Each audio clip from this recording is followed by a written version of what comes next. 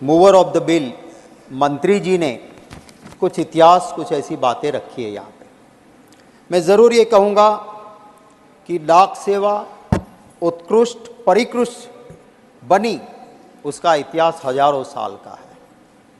एक वक्त था जब मैसेज देने के लिए तरह तरह के ऐसे तरीके अपनाए जाते थे, किसी आवाज़ के ज़रिए, किसी झंडे के ज़रिए, पंछियों के ज़रिए, और धीरे धीरे धीरे उसमें सुधार आते गए। हमारे देश में भी अलग अलग तरीके से संदेशों का व्यवहार होता था। 150 साल पहले अंग्रेजों ने इनको एक रूप में परोने की कोशिश की और भारतीय डाक को एक नया रंग और रूप मिला।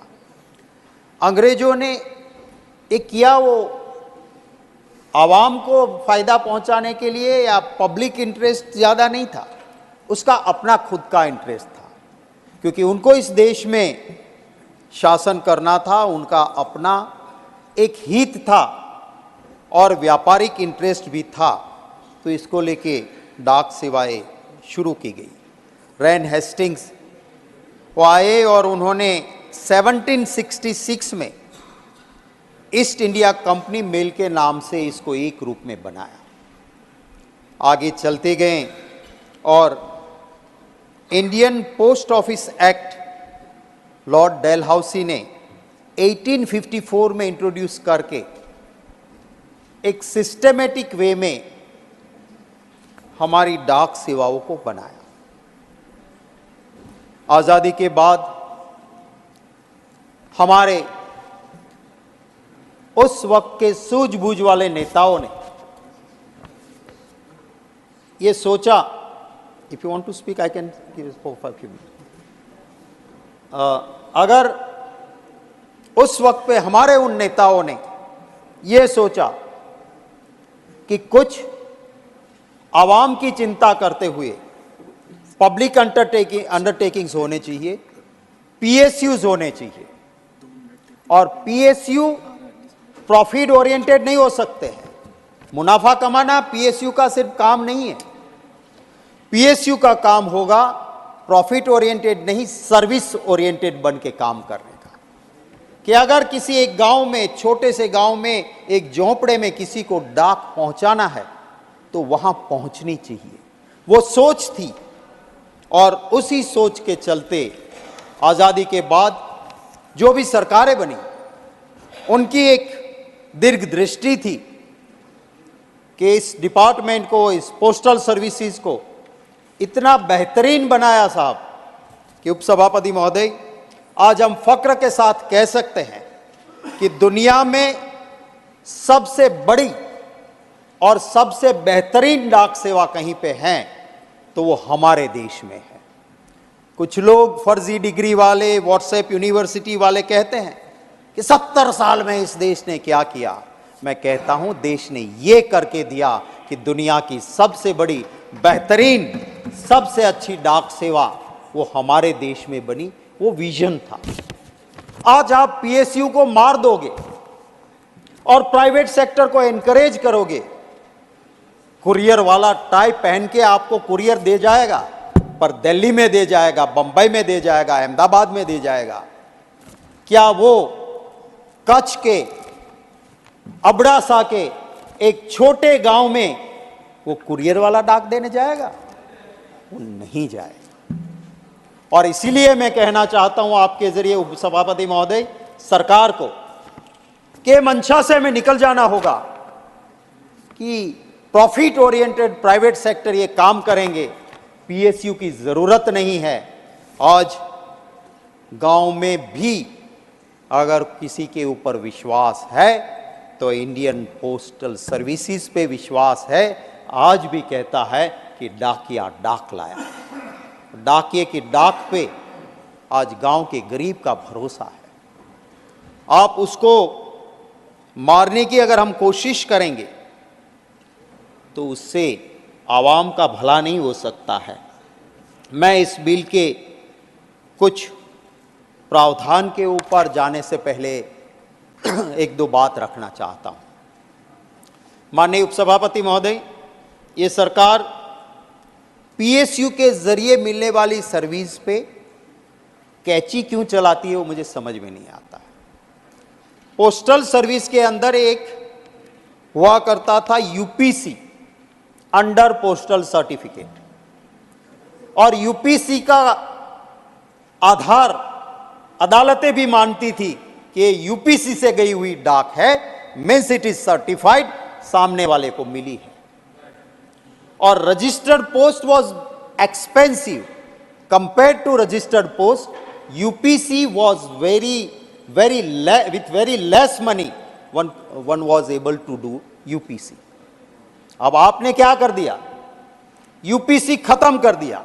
आज अगर जाओ पोस्ट ऑफिस में और कहो कि मुझे एक खत यूपीसी के जरिए हमारे मंत्री जी को भेजना है, तो कहेंगे कि no more UPC service is available in postal department. क्या हम ये करना चाहते हैं? सिर्फ नाम बदलने से, नया कानून बदलने से कुछ नहीं बदलता है। अपनी मंशा लोगों की सेवा करने के लिए बदलनी होगी। आम आदमी को, आम नागरिक को फायदा कैसे पहुंचे, उसकी चिंता हमें करनी होगी। तभी सही मायने में मैं मानूंगा कि हम जो काम कर रहे हैं वो ठीक हो रहा है। माननीय उपसभापति महोदय, department of post DOP, also known as the Indian Post, has been backbone of the country's communication and has played a crucial role in country's social and economic development. बहुत क्रूशियल रोल इसने किया है। आप इसको, corona काल आया, समझ सकता हूँ, सभी को लॉसेस हुआ, और इसकी सबसे ज़्यादा इम्पैक्ट अगर कहीं हुई होगी तो वो इस डिपार्टमेंट के ऊपर हुई होगी। आप दीजिए उनको सब्सिडी, आप दीजिए उनको पैसा, आप इनको मजबूत बनाइए। मैं आपके जरिए मंत्री जी को कहना चाहता हूं, पोस्टल डिपार्टमेंट में हमारा स्पोर्ट्स का कोटा रहता है। इस देश का नाम रोशन करने वाले हमारे रमतवीरों को इस डिपार्टमेंट में नौकरियां मिलती थी। मुझे खुशी होगी मंत्री जी जवाब देंगे कि कितने वक्त से आपने वो स्पोर्ट्स कोटा के उन हमारे नौजवान लड़के लड़कियों को जॉब में नहीं लिया है, और क्यों नहीं लिया है? और आप जब लेते हो किसी को तो थोड़ी निगाह उधर भी रखिए कि अगर आपने एक नेशनल प्लेयर जो टेबल टेनिस की है और उसको नौकरी दी है, और अगर उसकी पोस्टिंग आपने ऐसी जगह की है कि जहां पे टेबल टेनिस के बच्चों को वो प्रशिक्षित नहीं कर सकती या खुद की भी प्रैक्टिस नहीं कर सकती है, तो उसका क्या फायदा होगा? आप रखिए उसको उस जगह पे जहां टेबल टेनिस में इंटरेस्टेड बच्चे हो। उस तरह से इस डिपार्टमेंट में नहीं हो रहा है। मैं इंडिविजुअल केसेस यहां डिस्कस नहीं करता हूं, पर मंत्री जी कहेंगे, मैं उसकी इंफॉर्मेशन भी उनको जरूर दूंगा। Exclusive privilege of central government, ये जो नया कानून लेके आए हैं, the act provides wherever the central government establish posts, it will have an exclusive privilege conveying letters by post as well as incidental services such as receiving, collecting, sending, delivering letters. The bill does not certain such privileges. The bill also states that the post office will have the exclusive privilege of issuing postage stamps. मैं एक और प्रावधान पे माननीय उपसभापति महोदय आपके जरिए सरकार का ध्यान आकर्षित करना चाहता हूं। ये जो आप प्रावधान कर रहे हो उसमें प्रावधान है इस नए कानून की वजह से। The act specifies the services provided by the post offices include the delivery of postal articles including letters, post cards, parcels, money orders.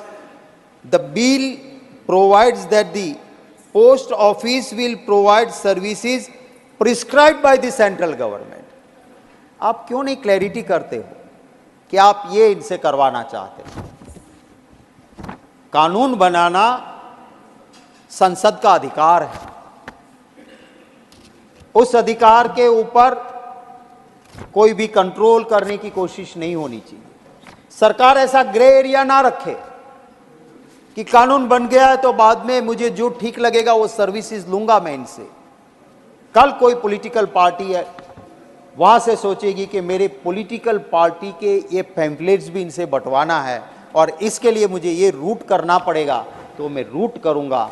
इसीलिए मैं कहता हूं कि आप जो भी सर्विसेज लेना चाहते हो, come with a clear hand, come with a clear proposal. We are here to discuss and then we'll either pass or reject the bill, but we'll have an opportunity to express ourselves.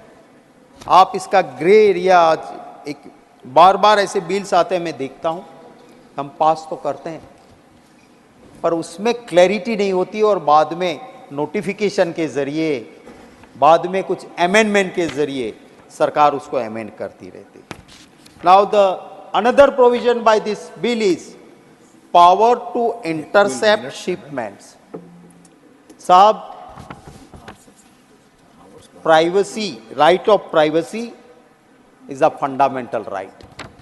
मैं जानता हूं security जरूरी है, मैं समझ सकता हूं लोगों की सुरक्षा के लिए आप करो, but on name of security, अभी अभी हमने देखा कि वर्ल्ड में जिस एक कंपनी का नाम है कि जिसका सॉफ्टवेयर कोई इंटरसेप्ट नहीं कर सकता है, हमारे जैसे मुझे भी मिला एमपीज को कि state sponsored hackers are trying to hack your mobile. किस दिशा में हम जा रहे हैं? और अगर आप राइट टू प्राइवेसी को कॉम्प्रोमाइज करवाते हो on the name of security, मैं मानता हूं इस बिल के इस प्रावधान को, और आप पावर्स कैसे देते हो? Sir, I will take you to those provisions, I will read what will happen after this bill. Powers to intercept shipments. The act allows the interception of a shipment being transmitted through the post on certain grounds. Now just look at what are the grounds. An interception may be carried out on the occurrence of any public emergency. Is there any clarity? What is public emergency? When you have objects and reasons, I fail to understand why government in objects and reason not clarifying what is the public emergency. Thereafter, or in the interest of public safety or tranquility, एक wide range आपने दे दी। उसके बाद आगे आप कहते हो such interception may be carried out by the central government, state governments or any officer specially authorized by them. Why don't you clarify? किस level के ऑफिसर को आप स्पेसिफाई करोगे? क्या एक छोटे लेवल के अधिकारी को आप करना चाहते हो या किसी जिम्मेवार आदमी को करना चाहते हो? I'll continue. An interception of shipment can be detained or disposed of by the officer in charge. The officer also have a powers to open, detain or destroy the shipment. डाकिया के ऊपर का भरोसा आपके ऐसे प्रावधान से चला जाएगा। आज एक 50 पैसे का पोस्टकार्ड के ऊपर भी लोगों को भरोसा होता है कि मैंने लिखा तो ये पहुंचेगा। आप ये प्रावधान करके आप क्या करने जा रहे हैं? हम बात करते हैं डेवलप्ड कंट्री की, हम बात करते हैं विश्व गुरु की, और हम विश्व गुरु जहर की बात कर रहे हैं, ऐसा मुझे यहाँ पे लग रहा है। इस बात को गौर से देखिए और मंत्री जी से अनुरोध है कि ऐसे प्रावधानों में आप क्लैरिटी लेके आइए कि किसको आप कब, कौन, कहाँ और कैसे करेगा। मैंने पहले ही कहा कि फंडामेंटल राइट ऑफ प्राइवेसी के साथ एक कॉम्प्रोमाइज़ हम नहीं कर सकते हैं।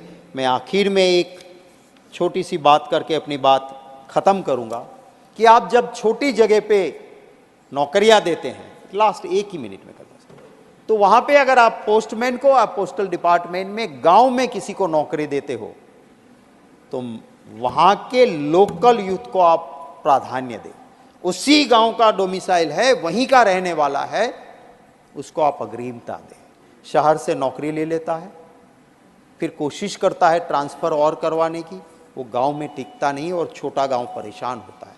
तो उसी गांव का या विद इन 5 किलोमीटर्स 10 किलोमीटर्स नहीं मिलता है तो स्टेज बताइए आप और वहीं के लोकल को रखिए, तो जहां पे रहेगा वो वही काम करेगा और ईमानदारी से काम करेगा। इन्हीं लफ्ज़ों के साथ मेरी बात मैं ख़त्म करता हूँ।